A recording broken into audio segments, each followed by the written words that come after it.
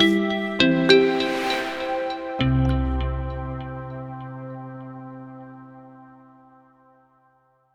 ladies and gents, good morning. Welcome to another video by the RC Biker. Thanks very much for tuning in. So today I'm here with the Kyosho Inferno Neo 3.0 and I'm going to be showing you how to install and fit an upgraded steel spur gear into the central transmission. So this car comes with a plastic spur gear as standard, which for me didn't last very long at all and stripped out very easily. So today we're going to be installing an upgraded part. The part number is IF245 and this is a steel spur gear that will fit straight into the centre transmission on this car, giving it much more off-road capabilities. So I've just removed the body shell and here's the part that we are looking to replace today. This is the spur gear and as you can see it's in a pretty bad way at the moment, nicely stripped. So what we want to do today is replace this gear with the steel one. So the first thing you need to do is remove the central gearbox. Now to remove this, underneath the car there are 4 screws that you need to remove. It's 1, 2, 3 and 4. Once those are removed, the gearbox will then lift out. Just need to disconnect the brake linkages off here as well. So let's make a start by doing that. I'm just going to remove the air filter today just so that we can see what we're doing a little bit easier and put that to one side. So let's make a start by removing these 4 screws here.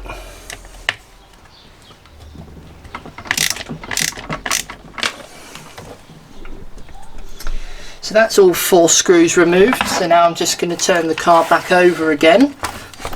Okay, so now that that's done, you can see the gearbox is wobbly.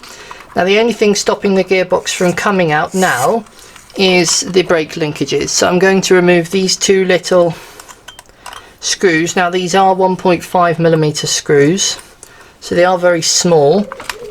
You don't want to take the screw out all of the way. So we're going to take the collet off, the little bit of tube, and then the spacer. Okay, and we need to do that for the bottom one as well. So we're just going to lift it out. The dog bones are going to fall out front and rear, but that's okay. Just slide the servo so that these come out.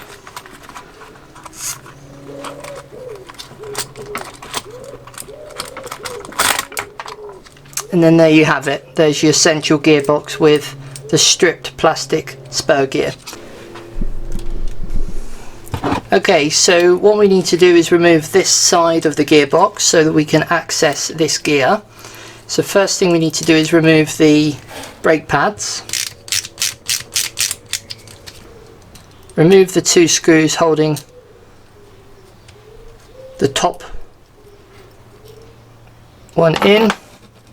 That one will fall out. That's the bottom pad. And now slide the disc off. Next we need to remove these 2 screws on the top here.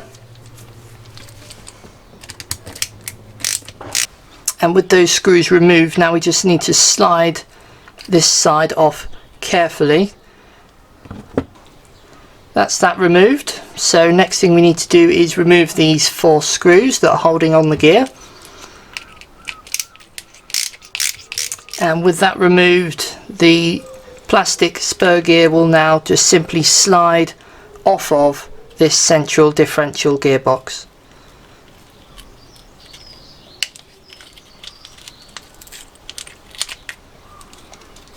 Like so.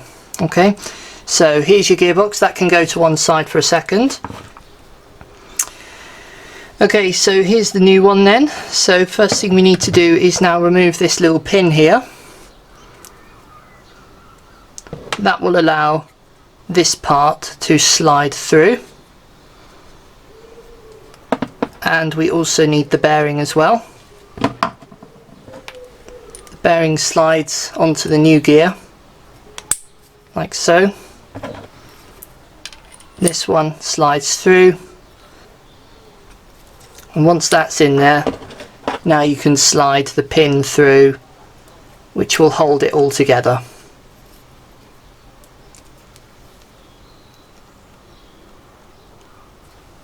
We've also got this washer as well, this gasket rather, that needs to sit nicely in there.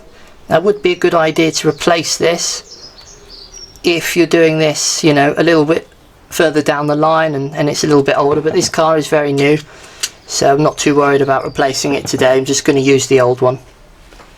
Okay, so now it's time to start assembling it all back together then.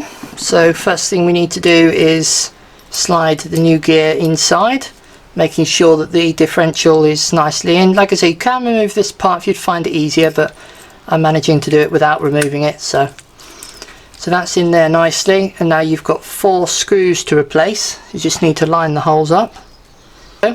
And the 4 screws that we took out, we are going to use a little bit of thread lock on those screws just to make sure they don't come loose. So it's just a little bit of thread lock on the end of the screws. Now we're going to replace those 4 screws, which will secure the gear back onto the transmission. Okay, now that that's done, we can pop this cover on, or this half of the transmission on.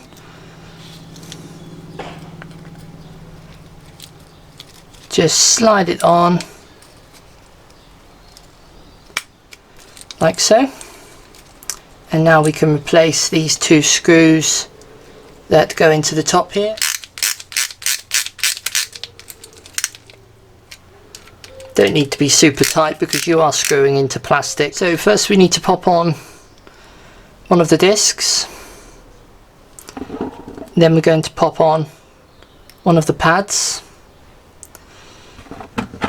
then this part,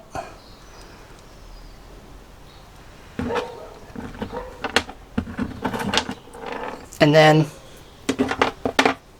the other pad,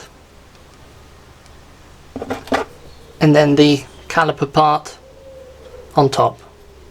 So you should have a pad either side of the disc, and then we're going to hold it all together and then slide these screws in. Now with these screws we don't want to be doing them up tight, because these are the screws that determine how effective the brakes are. So if we do them too much, you'll end up just having brakes on all the time. So what we can do is kind of compare it to this side. You can see with the caliper pushed back we have about 2mm gap. So that's what I'm going to do with this side here as well. And you can see that that is spinning nice and freely when the brakes aren't on, and then when we put the brake on, that's now locked into place. Okay, so spinning freely, so no resistance at all, and now locked into place. If this feels like the brakes are on when you're not applying them, then you need to loosen these screws off just a little bit. Okay, right, so that's the gearbox assembled again. Obviously you can take this opportunity to replace brake pads and stuff if you need to do that, but we don't need to because this car is very new. So we just need to get this back into the car now. Okay, so getting it back into the car is kind of just the reverse of the removal. It's often a little bit fiddly getting these drive shafts in at the same time. So I've managed to get the rear one in. Now I'm just going to lift up the gearbox again and grab the front one with the pliers.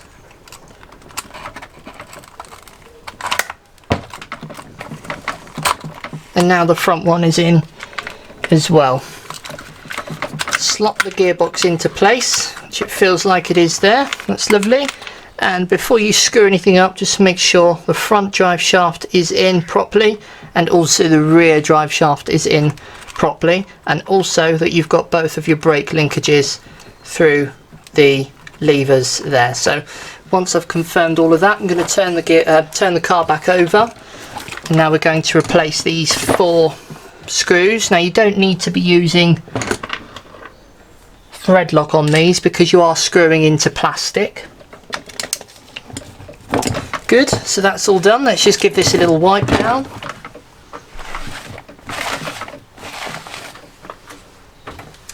And now turning the car back over, now we just need to set up the brakes. Okay, so sliding on a bit of fuel tube, and now sliding on This part, little bit of thread lock is worthwhile on this grub screw.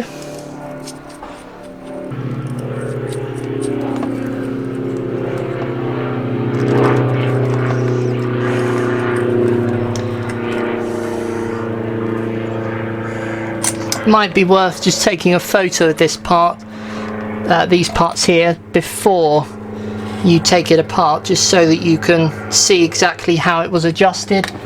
Might be a good idea.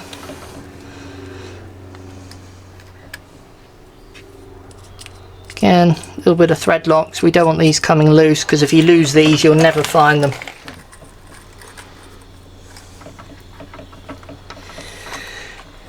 Lovely stuff. So that's the gearbox installed. Now we can just check that everything's working okay. So throttle opening, no brakes on, and then throttle closed, and then braking, we should have brakes. So check the front brakes, that's fine, and then check the rear brakes, again that's fine. That's lovely. Okay, so that's how to change the spur gear in the Kyosho Inferno Neo 3.0 to a still one. In my honest opinion, it should have a still one in the first place. This is a £300 car, so it should have a still one anyway, but hey ho, it doesn't. So hope that tutorial helped you to learn how to change it. If you have any questions, pop them down in the comment section below, and I'll catch you guys in the next video. Bye for now.